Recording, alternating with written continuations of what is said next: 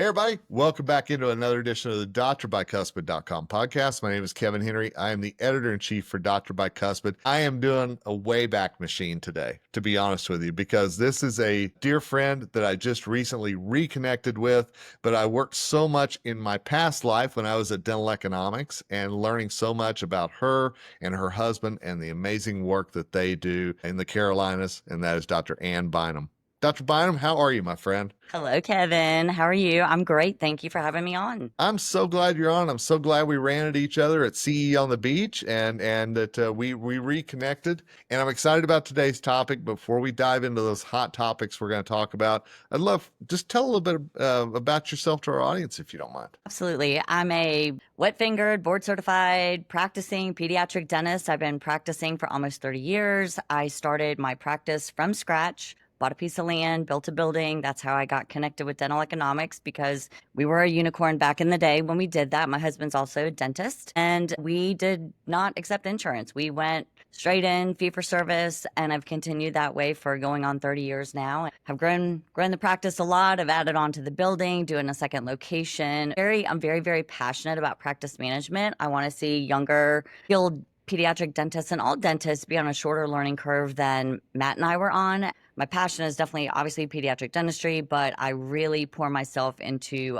lecturing about practice management and helping people find that shorter path to move the needle. That's one of the things that first drew me to you, is that, again, you have that passion and you've just got such a big heart to share. And that's why I'm excited whenever you said, yes, I'll be on your podcast, because I know you really have your finger on the pulse of what's going on in pediatric dentistry right now. And you told me there's really three hot topics you want to talk about today when it comes to those tiny teeth. And I'm going to let you just kick off the first one, and then I'm going to listen and ask you a question. Absolutely. Thank you so much. Really, one of my other things is I want to remove pain points. And the thing that has really changed the way that we practice dentistry, we being all pediatric dentists or all dentists who treat children at all. I mean, endodontists have to see kids. Some general dentists choose to see kids or in a rural area. And at the end of 2023, a new product came on the market, and it's called the Soin. There's also another version. It's called the Sleeper 1.5, and these are devices. One's got a cord, one doesn't have a cord. These are devices that make numbing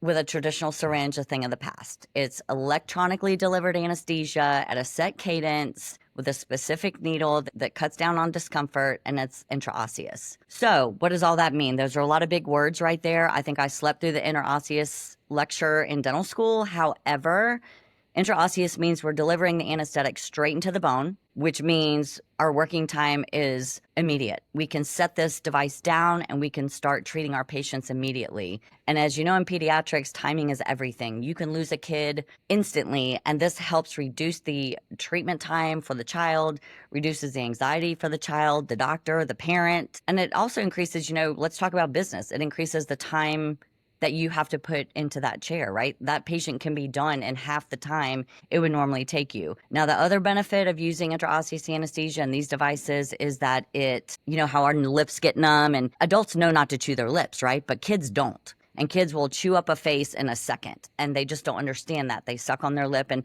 so there's no more peripheral numbness on the cheeks or the lips, so that's super helpful and beneficial. Kids can go back to school. They're not missing school because we're worried about them biting their face. These devices, I happen to have one right here. They also look like a curing light, or they look like someone's taking your temperature. So it's it's not a noxious looking device for kids or for any of us to be using. It's run with a foot pedal, which makes it, we're all used to using rheostats and foot pedals. So it's got a very small footprint. The cost is, $3,000 basically, give or take some dollars there. So it's, to get one in your office, that is the price point, I think is very good. And the other thing is New Smile is proprietary to it. So they're the ones who have gone on the distance and brought it to market. And New Smile, Diane Kruger, she's the CEO. I love a good female at the top of a food chain, and she's just done a great job to get this into the hand. They just love and care for kids and pediatric dentists. This would be the number one device. I think if you had anybody on your podcast in pediatrics today, Kevin, they would tell you this is number one. So tell me how you explain the benefit of that to the child as well as the parent. How do you kind of set them up for what's to come? So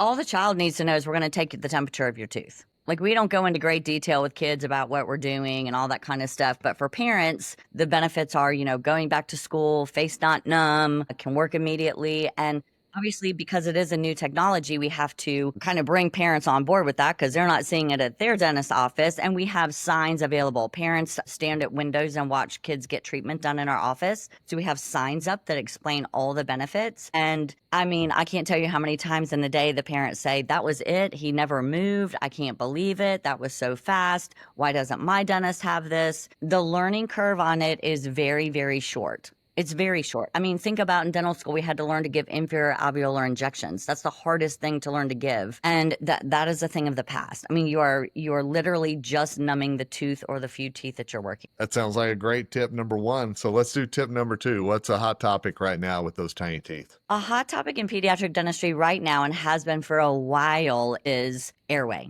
Airway, frenectomies, sleep disordered breathing. And I love that we are part of this conversation now, finally, because we are growth and development. We are the ones who are seeing these kids. And I'm not, I don't want to push off general dentists. I think a lot of general dentists are the first ones to lay eyes on and do clinical exams and discuss growth and development with patients as well. So knowing the signs to look for, dentists and pediatric dentists are starving to know what those signs are. So many general dentists now are treating sleep disorder breathing with devices and CPAPs and BiPAPs and those are Band-Aids by the time you're an adult, right? Like, what if some of these things could have been caught early on in development and we could have done some expansion? We could have addressed some tongue ties and done some, frenectomies and some myofunctional therapy. So I think that our brothers and sisters in general dentistry appreciate that we want to solve this problem early so that these sick patients aren't taking up time in their chairs and we're putting Band-Aids on them at that point. And again, I'm going to go back to the conversation side of things. So how do you let a parent know that maybe their child is having issues with airway, with sleep, whatever it might be? So that's a sticky wicket. That's a really sticky wicket because, your first visit, especially a new patient, you're building trust, right? And you don't want to go down the rabbit hole of, is he wetting the bed? Is he got ADHD? Is he, all these things? And then the parent's like, wait a minute, I just came here to see if he had cavities. So I would say that we tread very lightly into these topics, but more and more parents are coming to us. They're advocating for their own children, knowing something's not right. Like, my kid's feet should not be at the end of the bed like they're in a tornado of sheets every morning. My kid should need ADHD medicine at age 4. My kid should be allowed to go to birthday parties and sleep over the night at age 12 and not be in a pull-up. Like, they're looking for answers and solutions. And I think that a lot of that lies within dentistry and inside the mouth. So sometimes it takes a parent bringing it to our attention, and sometimes it's just us planting seeds. There's a great form out there that has been put together. It's called the Ferris 6, and it's a very non-threatening form that you can actually add to your patient paperwork, and it just asks some questions of the parent and kind of gets their head thinking, and it's an easy tool to use to start a conversation. Is there anything you do on the health history form maybe to start that conversation whenever you're asking about the child and what may be going on in his or her life? The one question that we do ask at our office is about grinding of teeth, because that is something that a parent can relate to. They've heard it. They're down and watching TV and they hear their kid like 3 doors down grinding teeth. And that is a easy door to walk through and explain that it's not, it is common, but not normal. And we can have that conversation and explain that a lot of times that is a mechanism of a child trying to open up their airway and get more air at night. So I would say that's probably the least threatening question you can ask on a questionnaire. We don't need to be asking about bedwetting and things like that. All right, let's dive into number 3. I'm anxious to see where we go with this. So number 3 is kind of a conglomeration of how to do minimally invasive dentistry with kids. Because sadly, we are all frightened by the 1 and 2 star reviews from the parents who think we're being terrible. I mean, you don't need to hear that you tortured someone with dental floss. I mean, we get these crazy people, right, that want to express themselves on social media. And sometimes it's just not safe to treat definitively with a kid, right? Like, we shouldn't be wrestling and rodeoing a kid at age 3 for 8 crowns, even though they may need it, right? Their mouth may be in that sort of shape. However, we didn't always have a lot of tools in our toolbox to treat. We would just say, come back when he acts better, or come back when he weighs enough and we can sedate him. And now we have a lot of great tools in that toolbox for minimally invasive dentistry. The first one I would tell you is silver diamine fluoride. It's a great tool. It is a tool. It is not a broad brush, use it on everybody.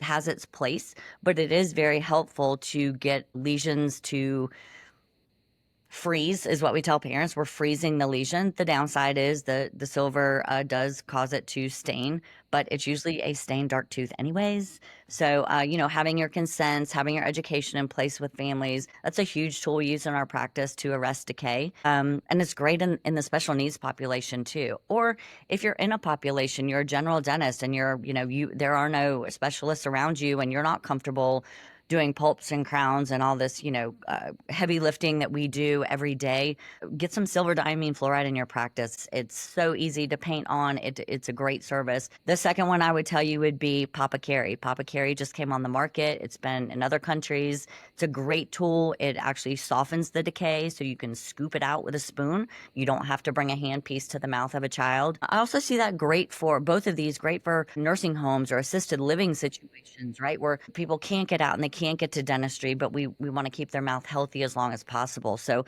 those would be two tools in the minimally invasive toolbox, I would tell you.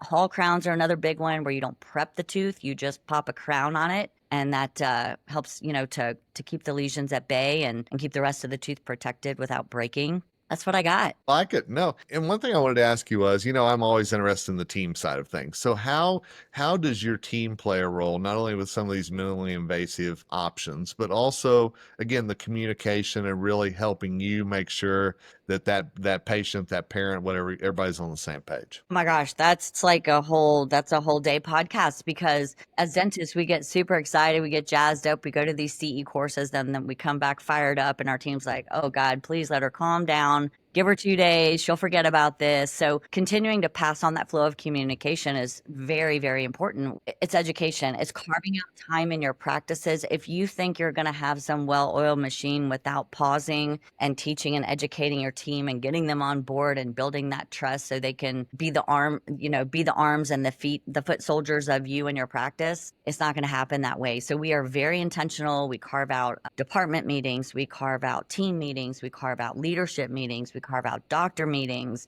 we carve out marketing meetings, and that just helps keep the flow going. So it protects our culture. I just read something about culture, Kevin, today, actually.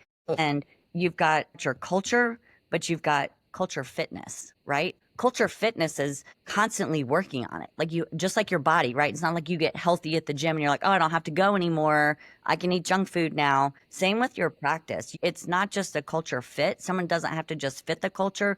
We have to work on the culture fitness all the time. And you're right. That's a whole day podcast. I agree with you. So, but I had to ask because, again, I know just from the conversations we've had, you do have that well-oiled machine. And it's not only about keeping up with current trends, but it's also about making sure everybody's on the same page as you keep improving and getting current and staying current as well. And so many of I've followed your podcast for a while. You're very steeped in scaling and people growing inside the walls of their practice or adding on more locations or, DSOs, big, we're talking big things. I'm this little tiny fish over here doing rodeo dentistry in my practice. But I just think as you grow and scale, it is just so important to hold on to your core values and to bring your team along with you. Couldn't agree more. And again, that's one of the things that we connected on long ago is that you get the business side of things as well as the clinical side. And I've always appreciated. And we don't get that in school, right, Kevin? We don't. Exactly. Yep. That's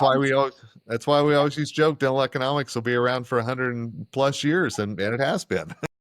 And bless their little hearts when you think you want to implement this in dental schools, and dental students are head down, get their competencies, get that bridge done, get their patient done and out of their chair so they can get their next one. I mean, they need this stuff, but they're hyper focused on getting graduated. Absolutely.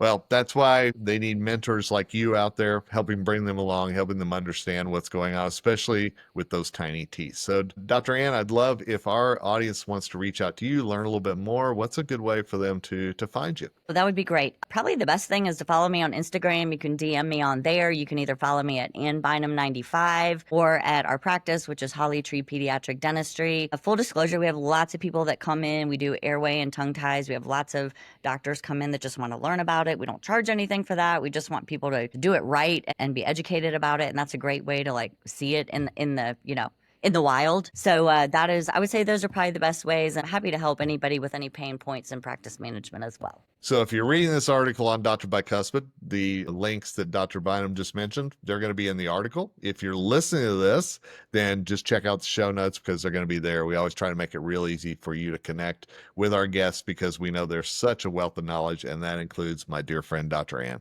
So it was great to see you again, and I'm glad that we reconnected, my friend. Absolutely. You have a great day. Bye, everybody. And thanks to all of you who listened to this episode of the drbycuspid.com podcast. We love bringing in those experts to help you and to help your patients make sure that everything goes well in that visit. Till next time, it's Kevin Henry, Editor-in-Chief, signing off. And as always, wishing you nothing but success.